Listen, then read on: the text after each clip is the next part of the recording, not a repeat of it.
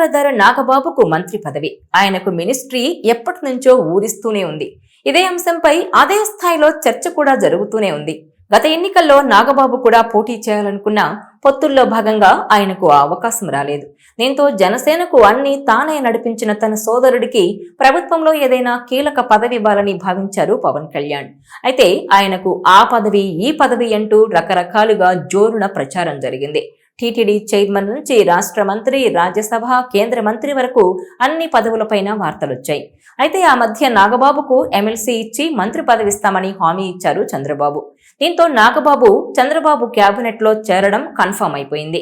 ఇక ఇటీవల ఇచ్చిన మాట ప్రకారమే ఆయనకు ఎమ్మెల్సీ ఇచ్చారు. ఇక మంత్రి ఎప్పుడు అవుతారన్నది హాట్ టాపిక్ గా మారింది.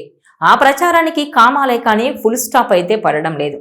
మరి ఎవరు ఫుల్ స్టాప్ పెడతారు అంటే జనసేన అధినేత పవన్ కళ్యాణ్ కూడా ఆ సస్పెన్స్ ని ఇంకా కొనసాగిస్తూనే ఉన్నారు. తాజాగా మీడియాతో మాట్లాడిన ఆయన నాగబాబుకు మంత్రి పదవి అన్నది ఇంకా ఆలోచించలేదని, ఆ విషయంలో నిర్ణయం తీసుకోవాల్సి ఉందని చెప్పారు. అంటే నాగబాబు మంత్రి పదవి చేపట్టాలా వద్దా అన్నది పవన్ కళ్యాణ్ డిసైడ్ చేస్తారని అంటున్నారు. సరిగ్గా 9 నెలల క్రితం చంద్రబాబు సోషల్ మీడియా ద్వారా ఒక ట్వీట్ అయితే చేశారు.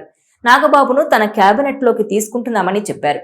ఆనాడు రాజ్యసభ సభ్యుల ఎంపిక సమీకరణల నేపథ్యంలో చంద్రబాబు ఈ ప్రకటన చేశారు. అయితే నాగబాబు అప్పటికి ఎమ్మెల్సీ కూడా కాదు. ఇప్పుడు ఎమ్మెల్సీ అయి 4-5 నెలలు గడుస్తున్నాయి. కానీ నాగబాబుకు ఇప్పటికీ మంత్రి పదవి విషయంలో సస్పెన్స్ అయితే కంటిన్యూ అవుతోంది.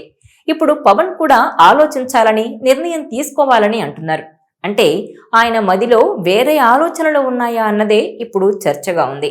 ఇక జనసేనకు కేంద్రంలో ఒక మంత్రి పదవి కన్ఫర్మ్ అని చెబుతున్నారు. ఆ మంత్రి పదవి నాగబాబుకి ఇప్పించాలని చూస్తున్నారా అన్నది కూడా చర్చగా నడుస్తోంది.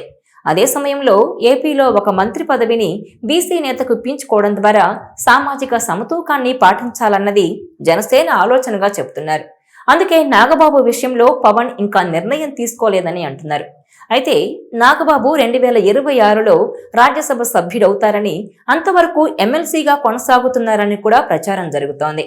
మొత్తం మీద చూస్తే తన సోదరుడి విషయంలో పవన్ కళ్యాణ్ సరిగ్గానే ఆలోచిస్తున్నారని, అలాగే జనసేన భవిష్యత్తు దృష్ట్యా సరైన నిర్ణయాలే తీసుకుంటారని అంటున్నారు. నాగబాబు కేంద్రంలో ఉంటే జనసేన పొలిటికల్ ఎలివేషన్ వేరేగా ఉంటుంది. మోడీతో మంచి రిలేషన్స్ జనసేనకున్నాయి. అవి మరింతగా పెరుగుతాయని అంటున్నారు.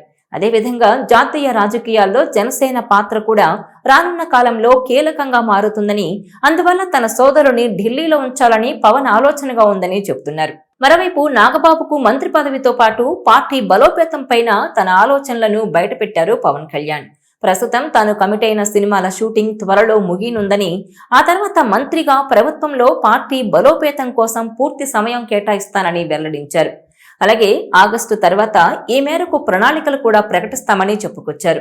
ప్రభుత్వం పనితీరు బాగుందని, ఏడాది కాలంలోనే ఎన్నో మార్పులు తీసుకొచ్చామని వివరించారు. ఈ టైంలో సినిమాలు తాను తీయడం కష్టమని, ఇక నుంచి సినిమాల నిర్మాణం మీద దృష్టి పెడతానని పవన్ స్పష్టం చేశారు. ఇక తనకు రాజకీయాలే ముఖ్యమని కూడా తేల్చి చెప్పారాయన. అదేవిధంగా నాగబాబు క్యాబినెట్లోకి రావాలా వద్దా అనే నిర్ణయం తన దగ్గరే ఆగిపోయిందని ఆసక్తికర వ్యాఖ్యలు చేశారు. ఒకే కుటుంబం నుంచి 2 మంత్రులుంటే రాజకీయంగా విమర్శలొస్తాయనే అంశంపైన గతంలో పవన్ స్పష్టత ఇచ్చారు. నాగబాబు పార్టీ కోసం కష్టపడ్డారని, పదవుల్లో ఇతర అంశాలను తాను ప్రాతిపదికగా తీసుకోవడం లేదని, పనిచేసిన వారికి గుర్తింపిస్తున్నామని చెప్పుకొచ్చారు. అయితే ఇప్పటి వరకు నాగబాబుకు మంత్రి పదవి దక్కకపోవడం పైన చర్చ జరుగుతోంది. అయితే నాగబాబుకు మంత్రి పదవిపై నిర్ణయం తన వద్దే ఆగిపోయిందని చెప్పడం మాత్రం ఆసక్తికరంగా మారింది. నాగబాబును రాష్ట్ర క్యాబినెట్లోకి తీసుకురావడం వెనుక పవన్ ఎందుకు సంకోచిస్తున్నారనేది పార్టీ నేతల్లో చర్చ మొదలైంది. తాను డిప్యూటీ సీఎంగా ఉండగా నాగబాబును ఢిల్లీకి రాజ్యసభకు పంపే ప్రతిపాదన పరిశీలనలో ఉందని పార్టీ నేతల సమాచారం. అయితే ఇప్పుడు ఎమ్మెల్సీ చేసిన నాగబాబును తిరిగి రాజ్యసభకు పంపాలంటే పొత్తుల లెక్కల్లో సులభమైన అంశం కాదనే వాదన కూడా ఉంది. అయితే వచ్చే నెలలో ఏపీ మంత్రివర్గ ప్రక్షాళన ఉంటుందని చెప్తున్నారు. ఈలోగా పవన్ నాగబాబు విషయంలో తీసుకునే నిర్ణయం కీలకం కానుంది. ఈ వీడియో మీకు నచ్చినట్లయితే please share, like and subscribe.